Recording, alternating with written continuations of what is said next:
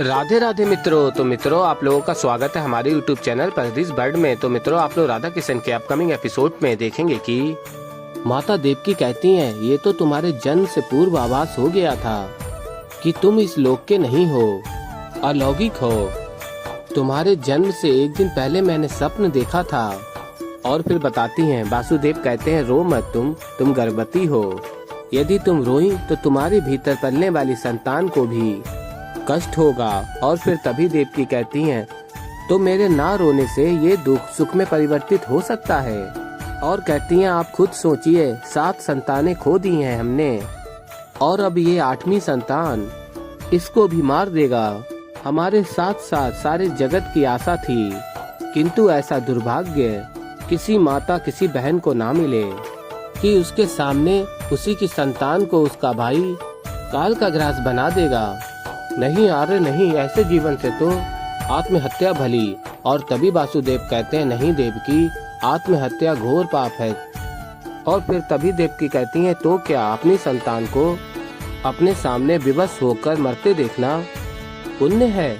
और फिर आगे आप लोग देखेंगे कि देवकी के स्वप्न में नारायण आते हैं और कहते हैं, जिस कोख से मैं जन्म लेने वाला हूँ उसकी स्वामिनी स्वयं को कैसे मार सकती है देवी।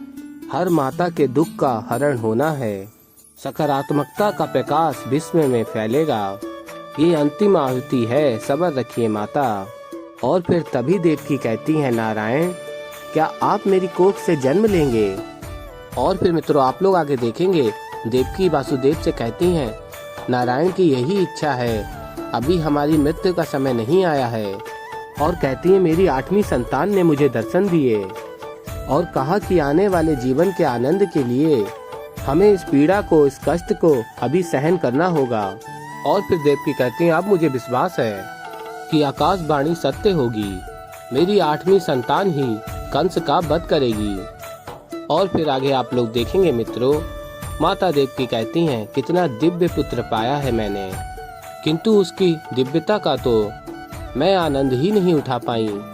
ईर्ष्या होती है मुझे यशोदा से, उसने तुम्हें अपनी ममता की छांव में पाला, तुम्हें माखन खिलाया, तुम्हारी नटखटता के कारण पूरे गोकुल से ताने सुने, ये सुख मुझे प्राप्त नहीं हुआ।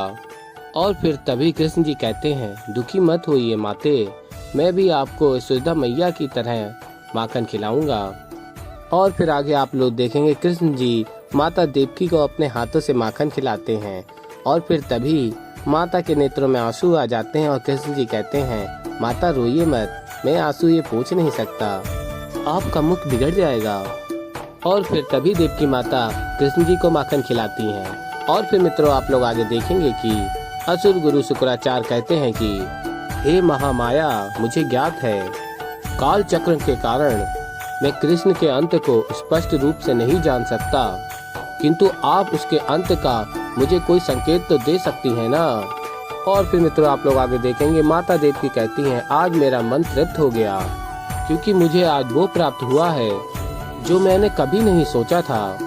और फिर मित्रों, आप लोग आगे देखेंगे कि कृष्ण जी माता देवकी को राधा और रुक्मिणी को साक्षी मान के वचन देते हैं, मैं देवकी पुत्र कृष्ण आज ये वचन देता हूँ कि कृष्ण लीला के अंत तक मेरी माता की जो भी मांग रहेगी, जो भी इच्छा रहेगी, मैं उसे कभी भी किसी भी परिस्थिति में अस्वीकार नहीं करूँगा।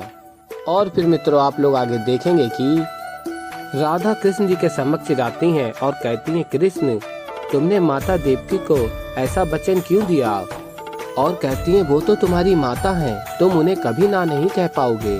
और तभी कृष्ण जी कहते हैं, तो क्या हुआ।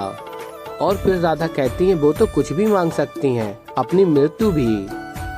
और फिर मित्रों, आप लोग आगे देखेंगे कि कृष्ण जी कहते हैं, मृत्यु के भय से माता का सबसे बड़ा सुख तो नहीं छीन सकता ना राधा।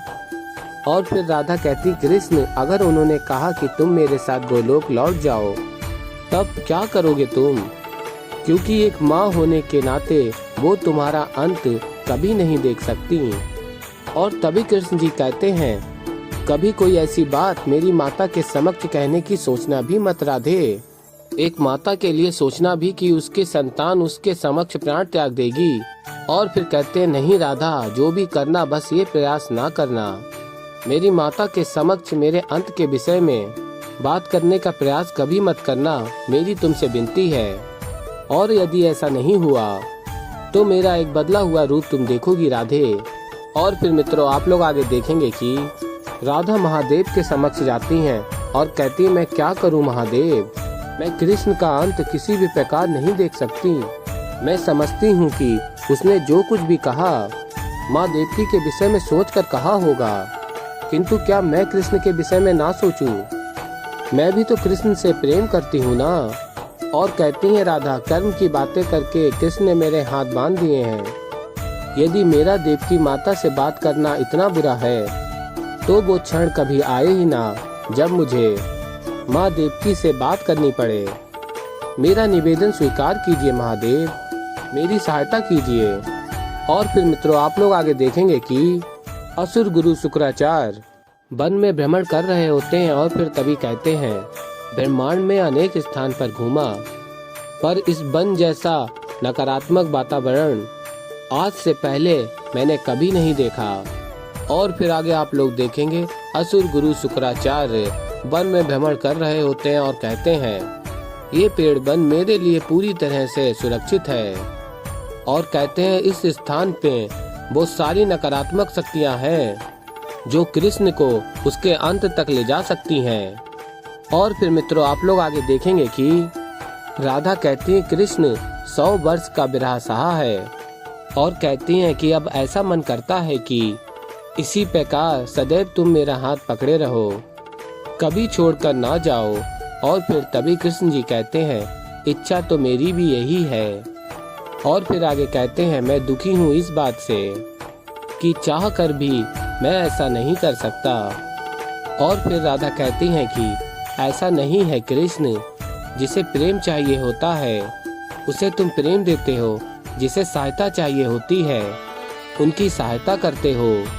और मेरा जन्म दिवस कितना अद्भुत उत्सव मनाया तुमने। और कहती हैं, अपने कर्म चक्र में फंसने के बाद भी और एक मैं हूँ जो प्रतिदिन कोई ना कोई इच्छा आप तुम्हारे सामने प्रकट कर ही देती हूँ। कितनी कठिनाइयाँ होती होंगी तुम्हें, कितना थक जाते होगे ना तुम। और फिर कृष्ण जी कहते हैं नहीं, और कहते हैं तुम्हारी इच्छाएं पूर्ण करने से मेरी थकान हट जाती है, बढ़ती नहीं। और कहते हैं अब तुम भी अपनी थकान हर लो, तुम भी थोड़ी निद्रा प्राप्त कर लो। ऐसे ही मित्रों आगे और भी बहुत कुछ देखने को मिलेगा आप लोगों को। तो अभी के लिए इस वीडियो में इतना ही। अगर आप लोगों को मित्रों हमारी वीडियो पसंद आई हो तो वीडियो को कर दीजिएगा लाइक, चैनल पे नए हैं तो चैनल को कर दीजिएगा सब्सक्राइब और बेल आइकन को प्रेस कर दीजिएगा, जिससे कि हमारी नई वीडियो का नोटिफिकेशन आपको मिल जाए। तो मित्रों मैं मिलता हूँ जल्दी आप लोगों को एक नई वीडियो के साथ। तो तब तक के लिए मित्रों राधे राधे।